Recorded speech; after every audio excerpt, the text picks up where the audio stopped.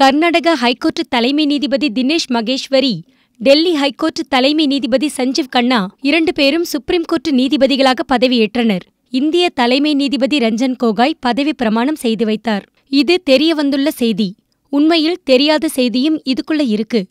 இதுக்கு முன்னாடி இருந்த தலைமை நீதிபதி தீபக் மிஸ்ரா, அவர் தன் இஷ்டப்படி முடிவு எடுக்கிறார். புது நீதிபதிகள் நியமனமாகட்டும், ஒவ்வொரு பெஞ்சுக்கும் நீதிபதிகளை நியமிக்கிறது ஆகட்டும், நீதிபதிகளுக்கு வழக்குகள் ஒதுக்குறது ஆகட்டும், எதிலையுமே மிஸ்ரா தன்னிச்சையாக செயல்படுறாரு. யாருடைய ஆலோசனையும் கேட்கறது இல்ல அப்படின்னு சுப்ரீம் கோர்ட் வரலாற்றுல முதல் தடவையா பிரஸ் மீட் நடத்தி போர்க்கொடி தூக்கினாங்க 4 நீதிபதிகள். அந்த 4 பேர்ல ஒருத்தர் ரஞ்சன் கோகாய், அதாவது இப்போதைய தலைமை நீதிபதி. இப்ப என்ன பிரச்சனைனா, தீபக் மிஸ்ரா செஞ்ச அதே தவறுகளை தான் கோகாயும் செய்யறாருன்னு பல பேர் சொல்றாங்க. பல பேர்னா முன்னாள் தலைமை நீதிபதியில இருந்து சுப்ரீம் கோர்ட் பார் கவுன்சில் வரை அதுல அடங்கும். டெல்லி ஹைகோர்ட் தலைமை நீதிபதி ராஜேந்திர மேனன், ராஜஸ்தான் தலைமை நீதிபதி பிரதீப் நந்தரஜாக் 2 பேரையும் சுப்ரீம் கோர்ட் நீதிபதியா நியமிக்க கொலீஜியம்னு சொல்ற நீதிபதிகள் குழு 2018 டிசம்பர்ல முடிவு எடுத்து அரசுக்கு சொல்லுச்சு. ஆனா லீவெல்லாம் முடிஞ்சு கோர்ட் திறந்ததும் பார்த்தா அந்த 2 பேருக்கு பதிலா தினேஷ், சஞ்சீவ் தேர்வாகியிருக்கிறாங்க.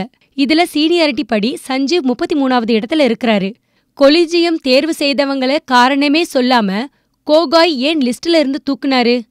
32 நீதிபதிகளை கீழே தள்ளிட்டு சஞ்சீவை ஏன் நியமிச்சார்னு பல தரப்புலையும் கேள்வி வருது. ஆக்சுவலா சஞ்சீவ் பெயர் லிஸ்ட்ல வரவே 2024 ஆகணும். அது தவிர சுப்ரீம் கோர்ட்ல நிரப்ப வேண்டிய இடங்கள் 5 இருக்கும்போது 2 பேரை மட்டுமே நியமிச்சுட்டு 3 இடங்களை ஏன் காலியா வச்சிருக்காருன்னு கேக்குறாங்க. நாடு முழுவதும் ஹைகோர்ட் நீதிபதி காலியிடங்களை உடனே நிரப்பணும்னு உத்தரவு போட்ட கோகாய், தன்னுடைய கோர்ட்டிலேயே இடங்களை ஏன் நிரப்பாம விட்டு வைக்கணும்னு தோணத்தானே செய்யும். இதைத் தவிர அயோத்தி வழக்கில் விசாரிக்கிற பெஞ்சில் யாருமே கேட்காம கூடுதலா 2 நீதிபதிகளை நியமிச்சிருக்காரு. வழக்கமா அப்படி செய்யறதே கிடையாது. ஆக எப்படி பார்த்தாலும் மிஸ்ரா செஞ்சதா இவரே சொன்ன அதே தப்புகளை கோகாயும் செஞ்சுக்கிட்டு இருக்காரு.